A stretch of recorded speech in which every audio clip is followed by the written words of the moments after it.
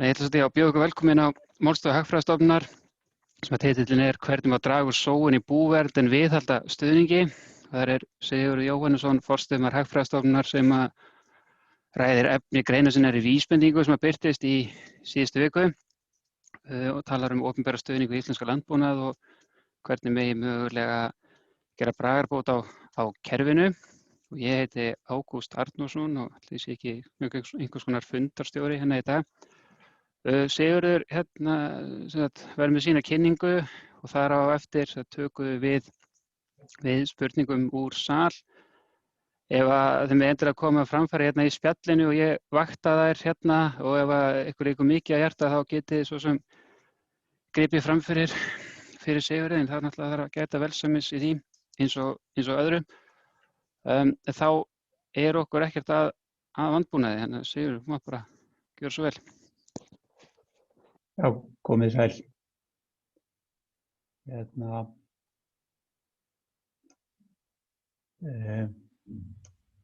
Já, og sko stuðningur við landbúnað á Íslandi, hann 30 milljarðar króna á ári, samkvæmt samantekt OECD. Þetta eru sem stuðningur við bændur, eitthvað af þessu reyndar stuðningur við bændasamtök og kennslu og eitthvað svoleiðis, en það lítill hluti af þessu, megnið af þessu rennur til bænda og í formi þá tollstuðning sem tásverð sem hægt að setja upp fyrir vörurnar eða beinna greiðslna, og þetta hefur verið stærra gráni helmingur frá skattgreiðendum í greiðslum og helmingur frá neytendum, og þetta alls stuðningurinn rétt tæplega 4,50 af verðmæti búvöruframleiðslunnar.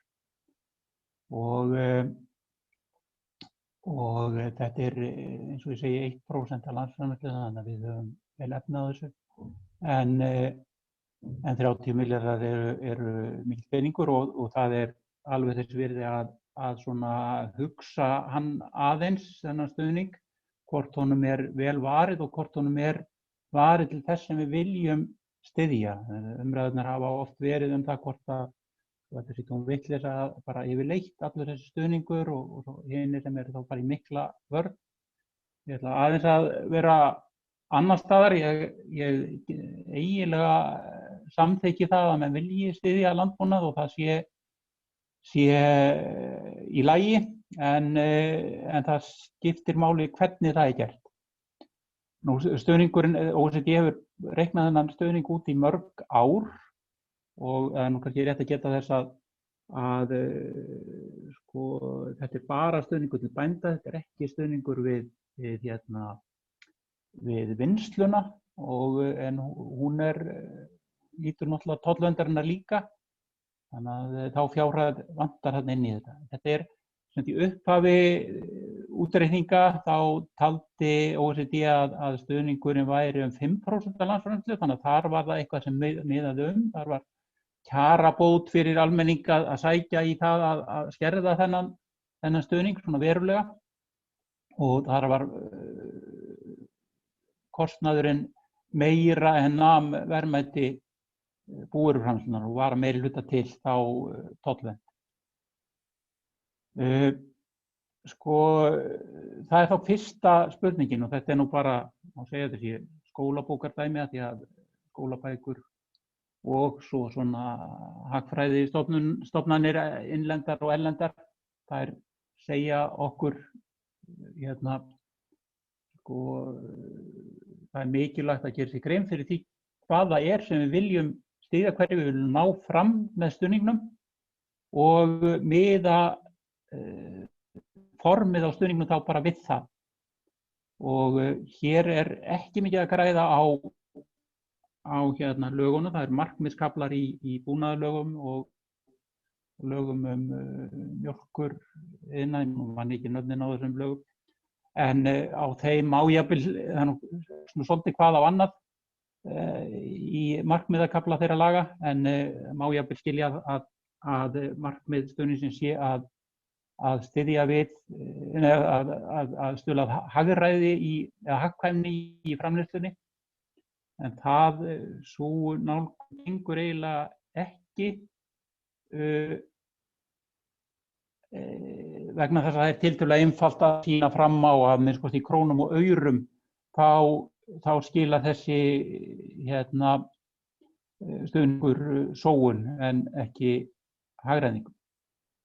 Svo það nú ekki í lögunum en menn tala mikið nú undanförnum árum menn tala mikið kolefnisfótspor og fæðuöryggi.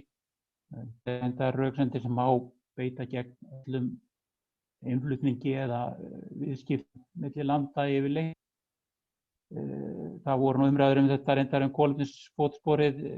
Þórólfur Matthíasson bar saman kolefnisfótspor af íslensku dilkakjöti og nýsjálensku eins og menn muna en kannski meginatriðið þar að menn setji einhverja vikt á vægi eða mikilvægi kolefnisfótspors, menn tala stundum eins og þetta sé það eina sem skiptir máli. Ég held að sé mikilvægt að menn verðleggi þetta, leggi þá kolefnisgjald á olíunotkun, það við sjáum og gjaldið myndi þá miðast við kostnað við að endurheimta kolefnið úr andrúmsloftinu. Það aðferðir til þess. Þannig að það verði, við tökum tillit til kolefnisfótsporsins en það ætti ekki að ráða öllu. Svo nú reyndar það að kolefnisfótspor af innflutningi mjög lítið nema þegar við förum að flytja inn vörur með flugvélum. Kolefnisfótspor af innflutningum í skipum lítið.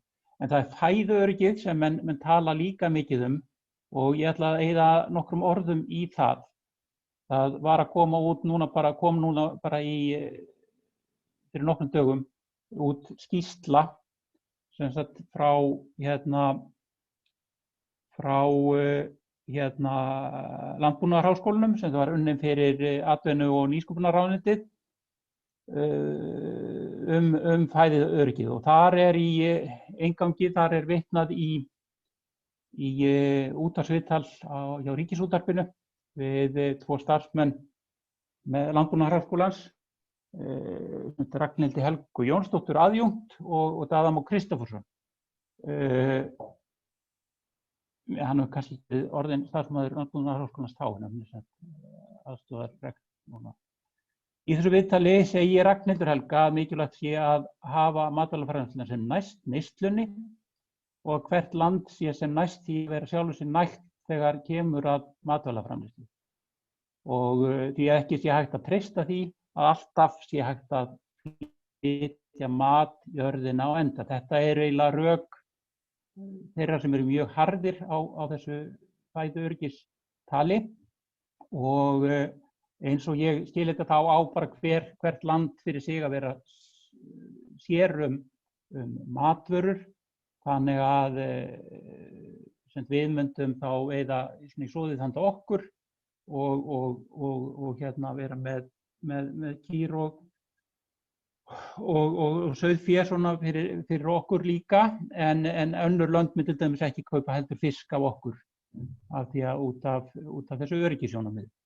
Og Daði Már, og hann með svipuð viðhorf og má lesa í skýrslum frá OECD og annarra þvílíkra stofnana. Hann segir að alþjóðavæðingin hafi í raun og veru, alþjóðaviðskipti þá, hafi í raun og veru lyft fólki upp úr fátækt og aukið fæðuöryggi. Hann segir að það sé gerviöryggi að hafa alla matvælaframleiðslu innanlands, því að hún sé mjög háð alþjóðlegum viðskiptum og innfluttum aðföngum. Þetta náttúrulega bara grundvallaratriði í hugmyndum verkaskiptingu í heiminum með því að við einbeitum okkur af því sem við erum best í, við veiðum fiskinn sem hérna í kringum okkur, en í hlýrri löndum sé ræktað korn og annað sem betra að rækta í svona meiri hlýju heldur en hér og þannig með þessu móti svo skiptist á vörunum og þannig fá allir meira af mat, öllum líður betur. En og þetta það tiltölulega einfalt að segja að sýna fram á það að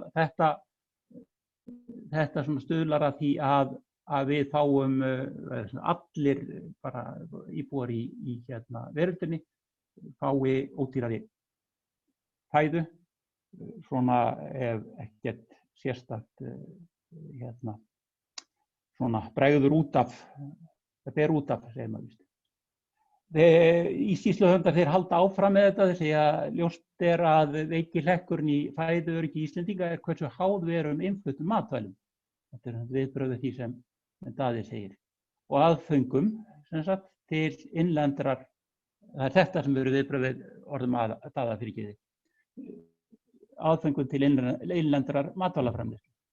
Þó að núverandi staða sé góð óvíst framvinduna ef upp kæmu fordæmalausar aðstæður sem á einhvern hátt hindruðu innflutning og greið viðskipti milli landa. Og skýrsluhöfundar þeir eru með hugmyndir eða setja fram hugmyndir að verði ræktað korn hérna til þess að draga úr þörf alifuglabúa fyrir innflutt fóður. Ég held að alifuglafóður sé að mestu leyti innflutt og sjálfsagt eitthvað svipað svín í ekki alveg. En þeir viðurkenna þó að viðskipti með matvörur við önnur lönd eru mikilvæg og þeir minnast í því sambandi á mikilvægi þess að við getum flutt út fisk. Þannig að þeir hugsa nú málin svolítið höfundarnir þarna og niðurstöður skýrslunnar eru nú ekki mjög afgerandi. En sko það má eiginlega nota þessi sömu rök gegn öllum innflutningi og það verður sjaldan nógu mikið sko undirstrikað að sko millilanda viðskipti eru mikilvæg fyrir öll lönd. Við lesum þetta í amerískum kennslubókum en millilanda viðskipti eru kannski ekki alveg. Bandaríkin fær ekki alveg á hliðina þó að þeir eru lokað fyrir innflutning. Fyrir svona smáríki eins og okkur þá eru millilandaviðskipti mikilvægari og þess vegna er mikilvægt að svona taka á þessum sjónarmiðum sem koma þarna fram. Þetta önnur skýrsla og sem líka ný og líka unnin fyrir atvinnu- og nýsköpunarráðuneytið, bara núna í haust, sjálfbær orkuframtíð heitir hún. Og þarna eru ályktanir eiginlega miklu meira afgerandi. Þarna segir innlend framleiðsla styður markmið aukið orkuöryggi landsins og gerir samfélagi minna háð innflutning. Þá hagur af innlendri starfsemi fólgin í nýrri atvinnustarfsemi, þetta eru starfarökin og gjaldeyrisparnaði. Til viðbótar við framangreint þjóðhagslegur ávinningur fólgin í því að spara gjaldeyri með notkun innlendrar orku sem annars færi í kaup á innfluttu jarðefnaeldsneyti.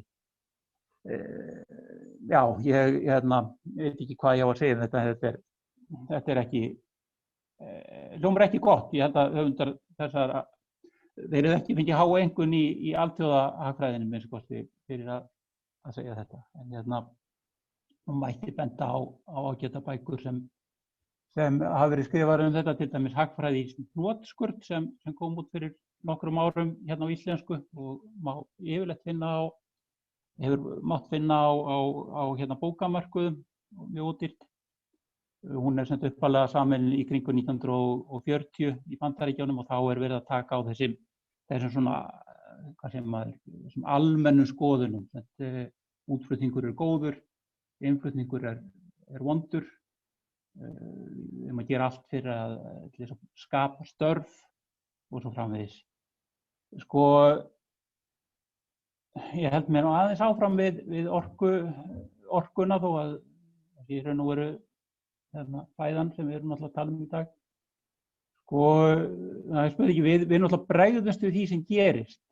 Það getur eitthvað hræðilegt gerst. Fyrir 100 árum þá unnu Íslendingar surtabrand og námum í Tjörnesi, Klofningnesi og víðar og opnuðu gamla mógrafir, þannig björguðu þeir sig hér. Það voru á vísu skipasiglingar hingað og það var hægt að kaupa kol en þau voru dýr. En svo spurningin, áttu þau þá að halda þessu áfram eftir stríð, því að maður veit náttúrulega aldrei hvað gerist.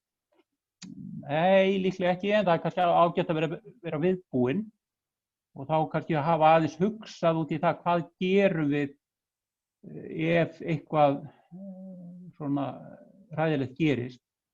Hugsanlega getum við verið með birgðahald eða eitthvað svoleiðis. Norðmenn eiga held ég niðurstöðudósir með mat til 3 mánaða eða eitthvað svoleiðis alltaf sem þeir endurnýja reglulega.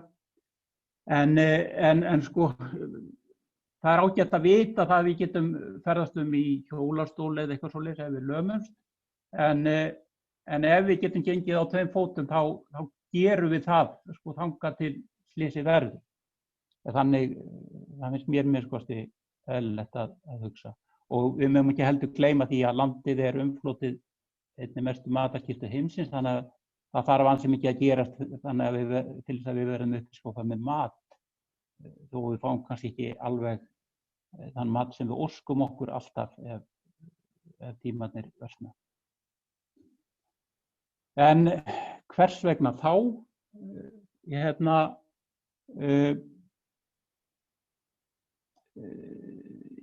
held, þetta kannski bara því að ég hugsa þannig, ég held að við viljum styrkja landbúnað til þess að halda byggð í sveitum. Ég vil það gjarnan misgott og er alveg tilbúin að fórna einhverju til þess. Halda í gamla atvinnuvegi og menningu. Menn tala það ekki mikið hérna en í Noregi og ég held víðar að tala menn landbúnaðarlandslag. Fólki finnst gaman að akunsveitirnar og sjá akra sem eru slegnir og svona reisuleg bú. En tala líka, það ekki heldur í íslenskum markmiðsköflum íslenskra laga eða í opinberri stefnu. En tala fjölskyldubú, við vilja halda þessari hefð að það séu fjölskyldur sem vinni saman að búskap. Og ef menn vilja þetta náttúrulega bara tilgáta, þá réttlætir það alveg í mínum huga stuðning við búskap með kýr, sauðfé, geitur, kannski grænmeti. En galli við núverandi stefnu að hún hefur alls konar aukaverkanir, kannski að hluta til að því að menn hafa ekki gert sér alveg grein fyrir því hvað það sem við vilja fá fram með stuðningum. Hérna sjáum við töflu sem líka frá OECD. Þarna sjáum við að tollvernd af eggjaframleiðslu hér á landi er 72% og kjúklingur 77% og mikil af svínakjöti líka, ekki alveg mikil samt, og þetta tollvernd. Og þessar vörur eru á svona megnu búnar til í örfáum búum sem vinna meira á verksmiðjubúskap heldur en þessi gömlu fjölskyldubú sem við þekkjum. Og ég held að stuðningur við þessa framleiðslu, hann skipti ekki höfumáli fyrir byggð í sveitum eða sveitamenningu. Ég held að mín tilgáta svo að við styðjum þessar greinar með tollum til þess að því að við viljum ekki við gerum okkur grein fyrir því að ef það væri ekki tollar á þessum vörum þá væru við leið að skerða hag sauðfjárræktarinnar. Því að menn færu að borða kjúkling og svín, kannski egg í staði fyrir lærið á sunnudögum. Þannig að þetta sé svona hliðarverkun af þessu sem við viljum ná fram með sko verndin sé í raun ekki, en ekki beint að eggjaframleiðslu eða kjúklingaverksmiðjum, heldur séum við að verja þessar hefðbundnu búgrein. Þetta náttúrulega bara tilgáta. Hérna er mynd sem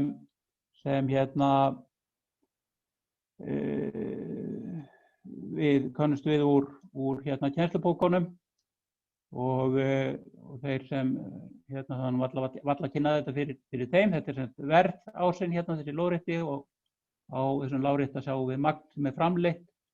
Þetta er innlend framleitt, þetta er jaðarkostnaður í innlendri búvöruframleiðslu. Hérna er eftir eftirspurnarkúrfan, það einhverjir sem vilja borga mikið, væri tilbúnir að borga mikið fyrir kjötið og mjólkina og aðrir sem vilja borga minna. Og ef þetta heimsmarkaðsverðið hérna, við þessa, hérna einhver maður sem væri tilbúin að borga þetta verð fyrir hérna mjólkina, en heimsmarkaðsverðið bara þetta, þannig að mismunurinn þá hans ábati sem við förum í nánar á eftir. Og eins með þá ábata framleiðenda, þetta jaðarframleiðslan, ef þetta verðið hérna án allra inngripa, þá hans ábati af framleiðslunni þessi þríhyrningur hér hérna. En tollar verða til þess að verðið hækkar úr þessu hér verði og magni hér í þetta verð hér, og reyndar hér tollurinn stillt þannig að hann nægir akkúrat til þess, nákvæmlega til þess að það verður enginn innflutningur. Og það í sjálfu sér ekki fjarri því sem með margar af þessum greinum, innflutningurinn lítill, en líklega nú tollurinn aðeins meiri heldur en nákvæmlega þarf. Þetta verður þá til þess að framleiðslan eykst úr þessum punkti hér, í þennan punkt hér, en neyslan hún minnkar líka. Neyslan hér innanlands. Og hérna setja ég þetta upp, menn kannast við þetta úr hérna fyrsta árs námskeiðum, sem ábæti framleiðenda, hann eykst þá þetta B hérna, því að þeir geta verðið hækkar og þeir geta framleitt hér uppi. Ábati neytenda hins vegar, hann minnkar B plus C plus D, af því að verðið fer úr þessu í þetta hér hérna. Og það engar tolltekjur, þannig að það rögglega ekkert, af því að það ekkert flutt inn. Og allra tapið þá mismunurinn á þessum plus hérna og þessum mínus, það C plus D. Og hér tölum við oft að C hérna, það lýsi allra tapið eða óhagkvæmni í framleiðslu, og D lýsir óhagkvæmni í neyslu. Og það ekki þá nóg með að þessi þessi inngrip, þau verða til þess að við stundum hérna framleiðslu sem við viljum í raun og veru ekki styrkja, eins og ég held að sé með eggjaframleiðsluna og kjúklingabúin og svínaræktina, heldur við líka að fikta í neyslunni, sem ekki held ég, það enginn sem óskar eftir því sérstaklega, það ekki markmið stefnunnar að draga úr neyslu á þessum búvörum hérna. Þannig að þetta svona hliðarverkun, önnur hliðarverkun af stuðningum eins og honum háttað hér. Og hér sjáu þetta náttúrulega ekki nákvæmlega eins og stuðningurinn ég set hann hérna fram eins og hann sé allur í formi tolla. Hann náttúrulega að helmingi til í formi greiðslna til bænda eins og við vitum. Þetta svona einföldun. En hérna, já, ég segi það hérna morgunverðarborðið hjá okkur, það sviknar ekki af fleski og ostum, eins og það myndi kannski gera ef þessar vörur væru seldar á samvirði. Og þá kem ég hérna með lausnina sem svo sama og kennslubækurnar mæla með og þessar hagfræðistofnanir, OECD og hagfræðistofnun hefur lagt til að við þá förum úr tollvernd yfir í hérna þá bara hreinan rekstrarstuðning úr ríkissjóði. Þannig að við styðjum þá bara beint á það greina sem við viljum styðja.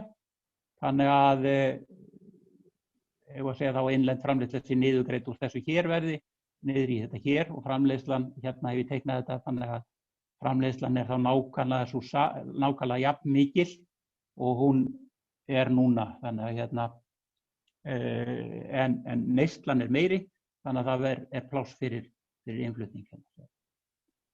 Og við getum farið í þessa þessa hérna plúsa og mínusa eins og áður. Þið þekkið þetta náttúrulega sem lifið og hrærist í þessu. Þetta sem sagt niðurgreiðsla á hverri einingu. Þetta einingarnar, þannig að kostnaður ríkissjóðs þá þessi kassi hér. Og hann rennur til bænda, en þeirra kostnaður, hann hann eykst af því að þeir framleiða meira. Þannig að þeir halda eftir A1 hérna, en B1 fer í kostnað sem þá allra tapið við þennan nýja stuðning. Má segja að við teljum að hann sé þá þess virði að við fáum þá í staðinn sveitamenningu og slegin, hvað sem að bleika akra og slegin tún þegar við ferðumst landið. En svo sjáum við líka að það ekki lengur hérna þessi hinn þríhyrningurinn hérna sem lýsti óhagræði í neyslu, hann ekki lengur hérna fyrir hendi, að hann hverfur. Það flækir málið hins vegar að þetta þýðir aukin ríkisútgjöld og skattlagning leiðir ofta til óhagræðis, þannig að við þurfum að reikna dæmið. Mig grunar sterklega að þetta sé, við græðum á þessu þegar upp staðið, en við þurfum að reikna það út hvað þetta þýðir í heildina. Nú bara þið sem hlustið á mig núna, þið kannski efist ekki hvað gerist þegar tollar lækka, en það alltaf sagt, og það nú hluti af þessari umræðu sem ekki á nógu góðu, sem ég finnst mér að fara svolítið mikið í vörn, þegar eitthvað svona lagt til að kerfinu verði eitthvað hruflað við kerfið. Þetta sem úr umsögnum skýrslu Hagfræðistofnunar mjólkurframleiðslu á Íslandi 2015 og þessi umsögn kom fram á netinu held í 20 mínútum eftir að okkar skýrsla birtist, hún 13 síður. Þannig að þó að það kunni að vera óhagræði í landbúnaði á Íslandi þá með skosti mjög skilvirk vinna í hagsmunasamtökunum. Þarna segir Bændasamtökin og Landssambandið gagnrýna að skýrsluhöfundar gefi sér að eftirgjöf í tollum og landbúnaðarafurðum skili sér í lægra verði til neytenda. Nýleg dæmi sem hið opinbera hefur lækkað álögur á vöruflokkum sýna að það ekki gefið að verð á þeim út úr búð lækki samsvarandi. Þvert á móti kemur fram í nýlegum verðlagskönnunum ASÍ að verð á þessum vöruflokkum hækkaði eða stóð í stað eftir að dregið var álögum. Þetta svona svarið við þessari gagnrýni. Og reyndar svolítið merkilegt því að í þessari mjólkurskýrslu þá var lagt til að beinn stuðningur við bændur ykist, og ef verðið hefði ekki breyst neitt þá hefðu bændur náttúrulega bara grætt á breytingunni. En hagsmunasamtökin hafa ekki gleypt því greinilega, og það gerði reyndar engin athugasemd við þetta, engin fjölmiðill með skotti svo ég viti. En við höfum prófað þetta akkurat í landbúnaðinum. Það var sem upp úr aldamótum, þá var þessi leið farin sem ég leggja hérna til að verði farin fyrir sauðfé og mjólk. Þá var verð var stuðningi við ræktun á tómötum og papriku og gúrkum. Stuðningnum var breytt úr mikil tollvernd í beinar greiðslur, ígildi þeirra í peningum. Og tollurinn var eitthvað rúmar 200 krónur. Verðið sjáið þarna, þetta á föstu almennu neysluverðlagi. Verðið lækkaði rúmar 200 krónur, en þegar horft til þess að tollurinn var ekki lagður á alltaf, hann var bara lagður á þegar íslenskt grænmeti eða íslenski tómatar voru á markaðnum, þá held ég að sé enginn vafi á því að neytendur fengu alla tollalækkunina í vasann. Þannig að ég held að við þurfum ekkert að óttast það, ef það áhyggjuefni að kaupmenn stingi tollalækkuninni á sig. Þar á fyrir utan það sem og ég hef svo sem ekki talað það, þá náttúrulega það sem breyttist þarna hjá grænmetisbændunum var að að þeir fengu samkeppni frá útlöndum, þeir fengu aðhald sem þeir höfðu ekki haft áður. Það þýddi það að það var svolítið áfall fyrir þá til að byrja með þessi breyting. En á örfáum árum þá náðu þeir upp að hagræða og markaðssetja sína vöru betur. Þannig að þeir náðu upp markaðshlutdeild á ný og þeirra hagnaður varð bara ágætur aftur. Það er eitthvað mismunandi eftir greinum, en ég var ekki var við annað en menn væru svona í stórum dráttum ánægðir með þessa breytingu.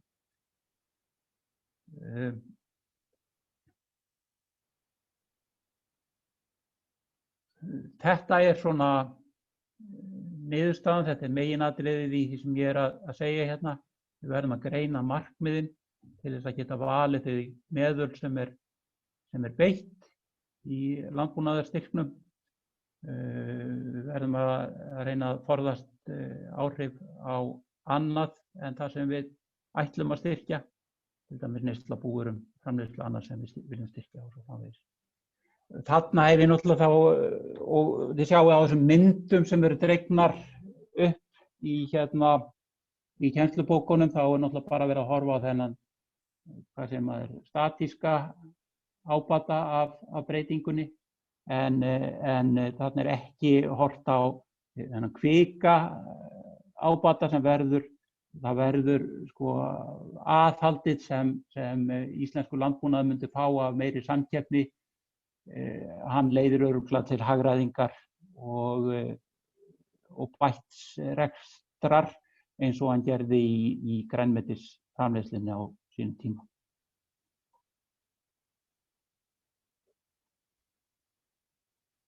En þá er ég búinn að segja það sem ég ætlaði að segja og við opnum þá bara á umræður.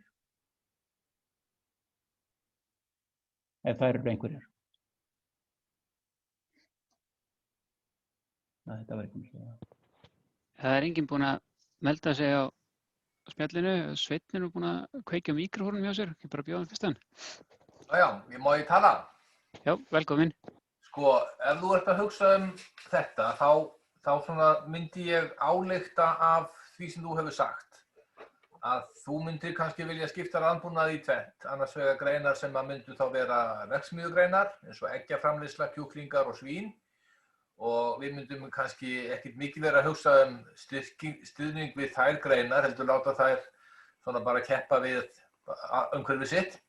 En síðan myndur við beina stuðningi meira í átt að hinum greinunum þá og þá hugsanlega ekkert endilega stuðningur við greinarnar sjálfar, heldur bara láta þá bændur að ákveða hvernig þeir nýttu þá peninga sem þeir fengju, eða myndur við hugsa það þannig að þú myndir kannski, ef þú væri bóndi og þú væri ekki með egg og ekki með garðyrkju og ekki með svín eða kjúkling, að þá myndur þú fá einhverja svona fjárhæð í styrk sem þið gæti síðan ráðstafað að eigin vild. Já, það er nú líka, sko. Það er líka spurning það hvernig við setjum niður markmiðið í þessu. Ef markmiðið er bara byggð í sveitum, þá væri hægt að leysa þetta með því að veita bara byggðastyrk eða einhvern skattaafslátt. Ef markmiðið er að við viljum að menn stundi einhvern landbúnað, séu með kindur eða eitthvað svoleiðis, en horfum ekki endilega á gleði okkar vaks af því að einhver stundi landbúnað, hann vex ekki með magninu sem er framleitt, þá myndum við þá miða stuðningi við það einhvern veginn. Ef þú ert með 20 kindur eða eitthvað svoleiðis, þá fær maður einhvern styrk, en styrkunum vex ekki með fjöldanum. Þannig að þetta er nú svona útfærsluatriði, sko, og öllu máli skiptir í þessu náttúrulega hvað það er sem við viljum ná fram með stuðningnum.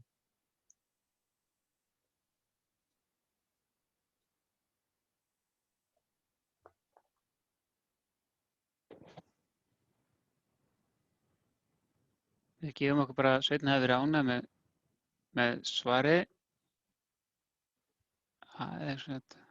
Orðið er bara laust.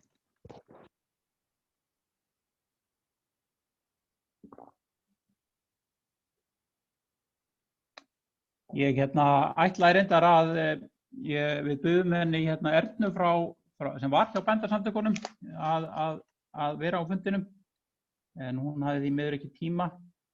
Þannig að markmiðið var að fá svona umræður við fólk í faginu, af því að hvernig sem maður líta á þessar umræður þá þeim eins og það minna hálfu ekki beint gegn bændum eða einum eða neinum, heldur bara svona að markmiðið að gera þetta skynsamlegra heldur en það hefur verið, og það hægt að breyta þessu svona til hins betra án þess að við hættum stuðningnum. Svo það náttúrulega bara önnur umræða, eigum við yfirleitt að vera með þennan stuðning.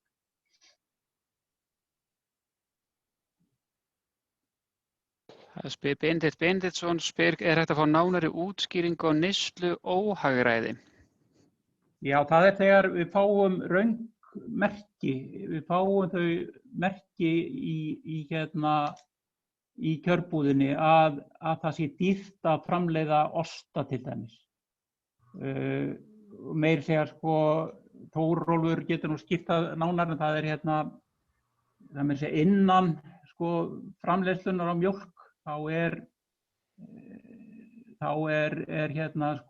nýmjólkur framleiðslun hygla, þannig að hún eiginlega niðurgreidd og við borgum meira heldur en samsvarar framleiðslukostnaði við osta, og við vitum náttúrulega af hverju það það, því að ostur er munaðarvara samkvæmt einhverri skilgreiningu, en ung börn þurfa mjólk til þess að vaxa og dafna. Og en það þessi röngu merki, að við fáum þau merki að það kosti miklu meira að búa til ostana heldur en það gerir. Það verður til þess að við kaupum minna af þeim. Það markmiðið ekkert endilega að við borðum meira heldur en við gerum, en við myndum kannski samsetning fæðunar yrði önnur. Það meira af þessum búvörum á borðinu hjá okkur og minna af Cereos og hafragrjónum og einhver svoleið sem innflutt. Þegar neyslan fær að ráðast af framleiðslukostnaðinum, en ekki annaðhvort einhverjum hugmyndum hvers konar mat við eigum að borða, eða að okkar neysla sé notað sem eiginlega tæki til þess að styðja við einhverjar atvinnugreinar.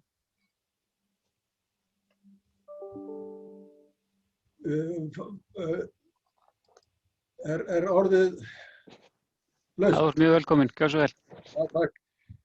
Já, þakka þér fyrir mjög gott erindi, Sigurður, og þetta náttúrulega eins og þú marg undirstrikaðir. Það sem þú ert að segja eru náttúrulega engar fréttir, svona almennt talað fyrir þá sem að kunna sína hagfræði. Þó að virðist vera fréttir fyrir þá sem að koma úr öðrum greinum. En mér langar til þess að spyrja þig út í það að í gær þá mátti lesa viðtal við einn af kollegum okkar þróunina á framleiðni í mjólkurvinnslu og þar sem það má eiginlega skilja boðskapinn þannig að með því að fækka aðilum sem að koma að þessu, að það sem sagt sé mikill vannýtt stórrekstrarhagkvæmni sérstaklega í mjólkuriðnaði sem sé búið að nýta að einhverju leyti og láta svona liggja því að það geti verið vannýtt stórrekstrarhagkvæmni í öðrum greinum.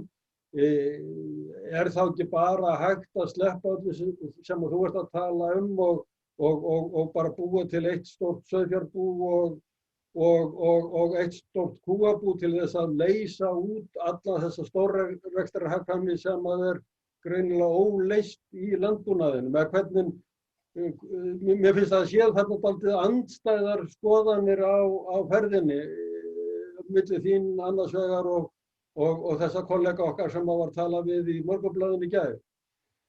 Þetta náttúrulega alltaf spurning. Ég man eftir því að ég var farið í það í danskri haglýsingu sem ég þurfti að lesa, ég las hagfræði í Danmörku, þá var farið í það fyrir 100 árum, þá var, sko, horfðum við mikið á þetta, það er náttúrulega stórrekstrar hagkvæmni í mörgu og þá stuðluðu stjórnvöld að sameiningum framleiðslu á mörgum sviðum. Menn héldu nú að Túborg og Carlsberg væri til dæmis í hærri samkeppni en sko þessi fyrirtæki þau voru sameinuð held ég 1920 eða eitthvað svoleiðis. Áður og heldur áfram, ertu til í að skýra hvað stærðarhagkvæmni er? Já, þá er ég að hugsa það að það er margt sem er einfaldara að framleiða ef við framleiðum mörg eintök af því. Ef við framleiðum bíl til dæmis, sko, þá hugsa ég við erum mjög lengi að búa til fyrsta bílinn. Bara við þurfum að finna út hvernig á að gera hann og erfitt að útbúa aðföngin og tæki og vélar til þess að búa til hluta í bílnum. Sko, man nú eftir til dæmis með rafmagnsbílana, það var verið að tala um að nú væri ekki framleiddir nema, man ekki 50.000 Teslur á ári eða eitthvað svoleiðis, þetta var svona fyrir nokkrum árum. Og þá en markmiðum væri að framleiða meira en 200.000 eða eitthvað svoleiðis, því þá væri hægt að gera þá í sko fjöldaframleiðslu, en sem væri miklu ódýrari. Ég held að 50.000 væri kannski fjöldaframleiðsla, en það var greinilega ekki samkvæmt þessari skilgreiningu. En það er bara með margt, sérstaklega sem er flókið að búa til, að það er hagkvæmt, minnstu kosti að vissu marki að framleiða meira af því. Svo náttúrulega kemur á móti þegar framleiðslan stækkar að boðleiðir verða lengri og ýmislegt verður svona þyngra í vöfum, þannig að það er bæði til hagræði og óhagræði af því að framleiða mikið. En svo ég haldi áfram með Danmörku, þá litu menn þannig á sem fyrir 100 árum þar að Danmörku væri svo lítill markaður að hún bara rétt rúmaði eitt fyrirtæki eiginlega hverri gerð. Þannig að það urðu til mörg fyrirtæki sem hétu í Inuði, ég get nú eiginlega varla sagt það, þrátt fyrir margra ára dvöl í Danmörku, hina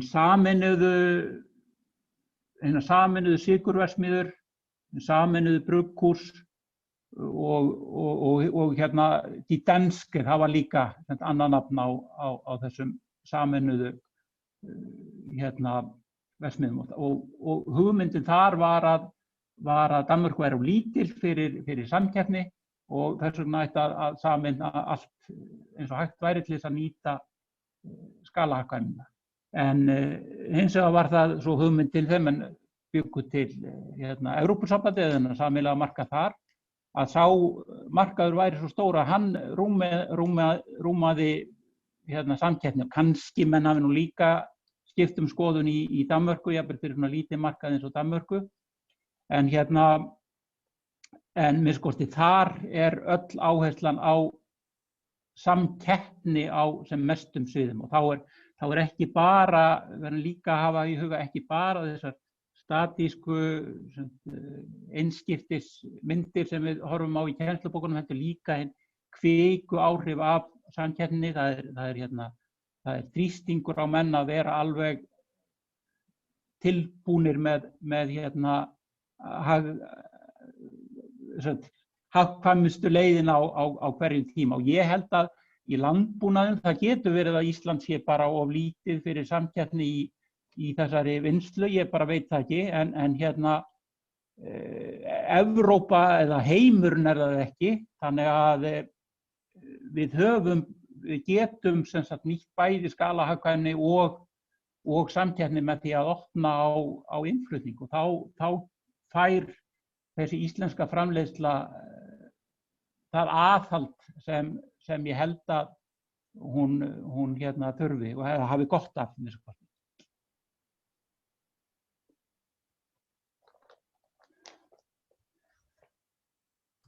Kærar þakkir.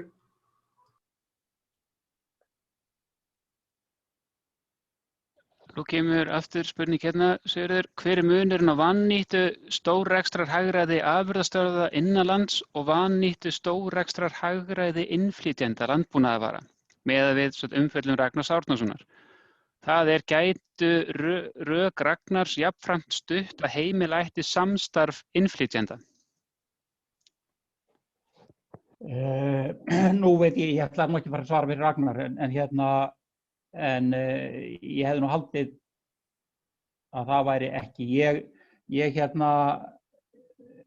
Sko, það nú reyndar, sko, löggjafinn lítur nú reyndar svo á að á flestum mörkum, jafnvel á þessum litla örmarkaði sem Ísland þá eigi að koma í veg fyrir samráð og það sú ályktun, þetta náttúrulega þá bara þetta svo sem ekkert lögmál þannig séð, við vitum að það getur verið skalahagkvæmni í ýmsum rekstri. Það væntanlega bara menn draga þá ályktun eða komast að þeirri niðurstöðu að sé best að hafa kosti samkeppni og þess aðhald sem hún hefur í för með sér sem meiri heldur en þeir kosti sem menn hafi af því að leggja allan rekstur saman. En ég held að, svo ég svari þessu, ég held reyndar að sko, innflutningurinn náttúrulega lítill hluti af kostnaðinum í sjálfu sér. Sko, það að flytja vörurnar inn, ég held að heimurinn sé alltaf nógu stór fyrir samkeppni og ég held að sé nú ekki gott að innflytjendur færu að við fáum sko einokun á innflutningi. Við höfum nú eiginlega reynslu af því frá fyrri tímum sem ekki gafst vel. Þannig að ég held að sko það má kannski ræða þetta með afurðastöðvarnar, hvort að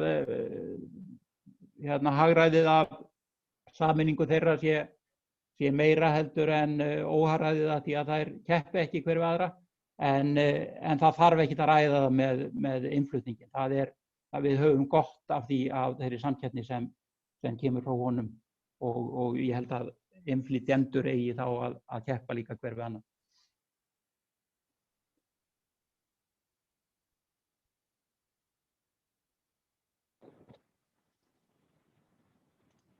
Það nefnilega það.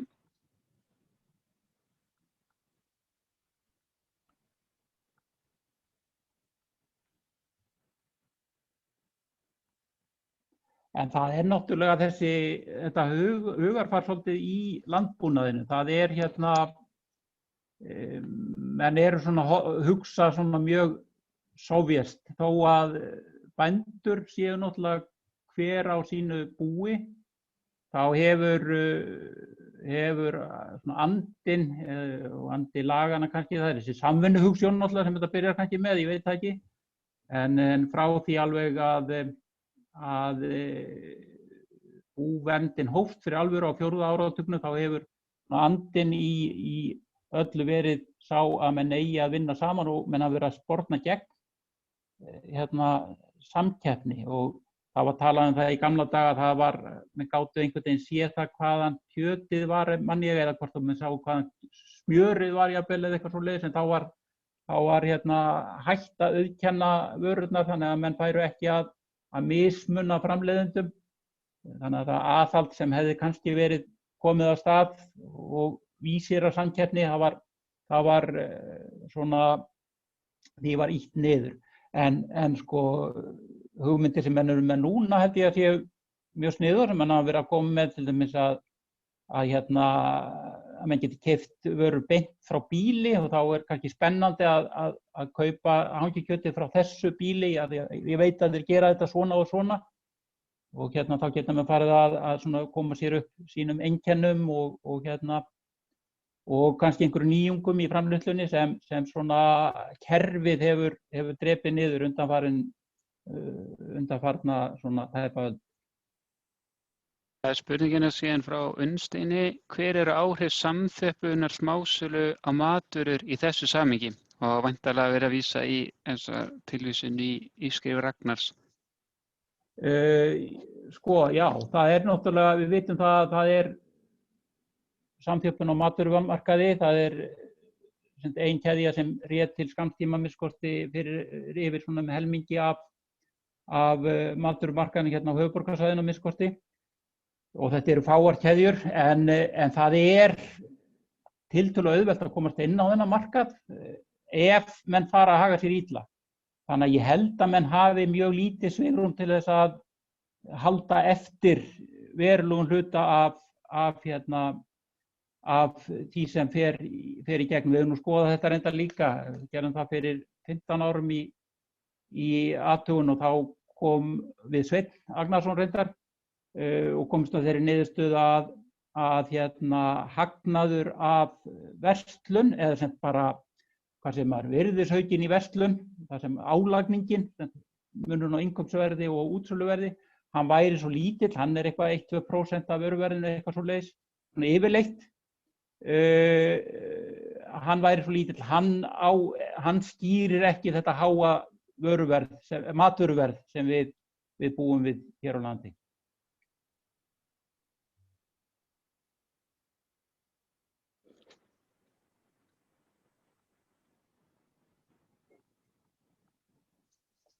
Nei, það nefnilega. Við náttúrulega þurfum ekki að hanga til 12. Alls ekki. Ég ætlaði nú kannski að fá aðeins að bæta við sko varðandi samkeppnina og stórreksturinn vegna þess að í því sem kom fram hjá Ragnari samkvæmt frásögn Morgunblaðsins að þá hafi sko heimild eða undanþágu frá samkeppnislögum ýtt undir framleiðni þróun í mjólkurvinnslunni og hann leggur til að eitthvað svipað verði gert varðandi kjötvinnsluna, þannig að það verði bara ein kjötvinnsla á landinu væntanlega, Sláturfélag Suðurlands yfirtæki þetta allt saman þá eða norðlenska, ég veit ekki hvernig landshlutarnir koma sér saman það. En sko ef að maður horfir á línurit sem að birtist framleiðni í mjólkurvinnslu þá sér maður að framleiðnin byrjar að aukast þarna upp úr 2006-07. Þá vissulega gaf Guðni Ágústsson undanþágu frá samkeppnislögunum eða ríkisstjórn sem hann satt í.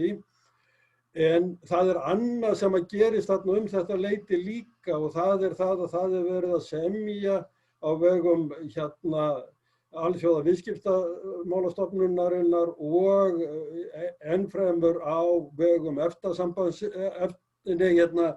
Evrópusambandsins og Evrópska efnahagssvæðisins að veita aukið aðgengi að landbúnaðarmörkuðum á Íslandi. Og ég að velta fyrir mig hvort að sagan sem að línurit Ragnars segir sé ekki einmitt það sem að þú nefndir kosti ytri samkeppni. Að menn hafi bara séð það að þeir voru með gamaldags tæki í mjólkurframleiðslunni og tekið sér til og laga svolítið til hjá sér, hísjað upp sér buxurnar eins og stundum sagt. Og þessi saga sem að koma þarna fram, það oft erfitt að þekki sundu þegar margir hlutir breytast, hvað það sem að veldur breytingunum, en með þessu að þá fáum við allavega samfellda sögu og fáum ekki þessa skringilegu tvísýni hagfræðinnar sem að Ragnar býður upp á annars vegar og þú hins vegar. Bara koma þess að, þakka þér. Já, takk. Sko, það getur meira verið. Það vita náttúrulega að það þarf ekki alltaf raunverulega samkeppni, ógnin af samkeppni, hún oft nógu holl til þess að menn svona sjá að sér og fara að taka til hjá sér.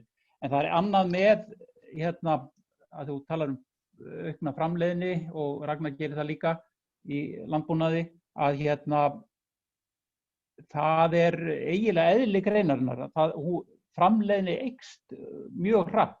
Þess vegna sem það ekki nema 2-3% landsmanna sem vinna við landbúnað en voru kannski 70% eða eitthvað svoleiðis fyrir 100 árum. Þetta er ekki út af landbúnaðarkerfinu fyrst og fremst, heldur bara út af tækniframförum sem verða í þessum greinum og þetta að því að menn þakka framleiðniaukninguna stundum í kerfinu en það ekki alltaf rétt því að þetta svona eiginlega bara það sem gerist í þessari grein. Framleiðni fer mjög vaxandi í landbúnaði og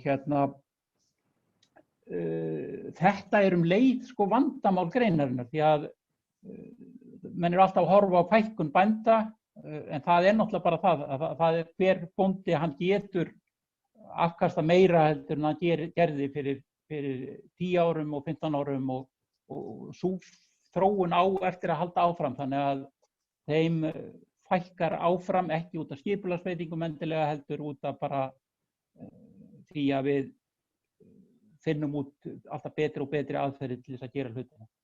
Í þessari grein ekki síst. Svo ein frá Benedikt aftur úr spjallinu áður en Sveinn kemur. Það kemur uppsöfnuð hagræðingar og nýsköpunar þörf að einhverju leyti fram samhliða tollalækkunum. Þú voru eiginlega að setja aftur, hvað segirðu? Kemur uppsöfnuð hagræðingar og nýsköpunar þörf að einhverju leyti fram samhliða tollalækkunum? Já, ég hugsa það að ef menn hafa slakað á í einhver tíma, þá verði tollalækkanir verði svona áminning til þess að ef menn hafa verið hálfdormandi, þá kipir menn við og vakni. Það var talað þetta í sambandi við grænmetisræktunina að þar hækkaði verð eftir breytinguna, fyrst eftir breytinguna þá hækkuðu innlendir tómatar og gúrkur meira í verði heldur en erlendar vörur og þetta hefur verið þakkað markaðssetningu en ég held að þetta stafi líka því að bara varan var betri heldur en hún hafði verið áður, menn vönduðu sig meira að því að menn get ekki lagt allt á einhverja markaðssetningu, það verður að vera eitthvað á baku. Svo það kannski Sveinn og svo fyrir að slúta. Bara nokkru hluti það athyglisvert að fylgjast með þessari þróun sem hefur átt sér stað í til dæmis grænmetisframleiðslu í gróðurhúsum á Íslandi því að þar höfum við séð mikla nýsköpun, til dæmis bara ef maður hugsar fjölda tómatategunda sem eru komnar núna sem eru snöggtum færri heldur en kannski fyrir 30 árum og við höfum séð það verið að framleiða salat með nýstaflegum hætti og fleira sem að þetta virðist þrífast þrátt fyrir mikið aðhald að utan. Og auðvitað held ég að aðhaldið að utan það fer dálítið eftir því hversu auðvelt það fyrir erlenda framleiðslu að keppa við þessa íslensku. Ef maður til dæmis hugsa ber saman kjöt og mjólk að mest af, ég veit ekki nákvæmlega hvernig þetta lítur út en mjólkurframleiðsla náttúrulega framleiðsla á ferskri afurð sem mjólk og rjómi sem kannski erfitt að flytja milli landa. Það ekki mikil milliríkjaviðskipti með ferska mjólk. Og ég ímynda mér að auðvitað hægt að flytja osta á milli og þar getur verið samkeppni við útlönd og hefur náttúrulega verið og við höfum séð mikið af erlendum ostum. Og ef maður ber það kannski saman við flutning á kjöti, á frosnu kjöti að utan sem töluvert flutt inn og áleggi og öðrum slíkum tegundum að það getur náttúrulega vel verið að íslensk framleiðsla hún misvel vernduð út frá því hvað þetta mikil ferskvara. Já, það alveg rétt. Enda gerum við nú yfirleitt ekki, við myndum ekki gera ráð fyrir því að mjólk yrði mikið flutt inn. GM-mjólk kannski, en ekki þessi nýmjólk. Þannig að þetta alveg rétt. Og það náttúrulega eitt af því líka með, að því við tölum tómatana, það náttúrulega líka hluta því að fólk kaupir oft íslenska tómata þó að þeir séu aðeins dýrari heldur en útlendu tómatin að fólk veit að þessir íslensku eru nýir. Þá slær klukkan 11:12. Þannig að við ekki bara slúta þessu. Jú. Ég þakka þá Sigurði forstöðumanni Hagfræðistofnunar fyrir hönd Hagfræðistofnunar og bara bjóða ykkur vel að lifa. Takk fyrir. Takk.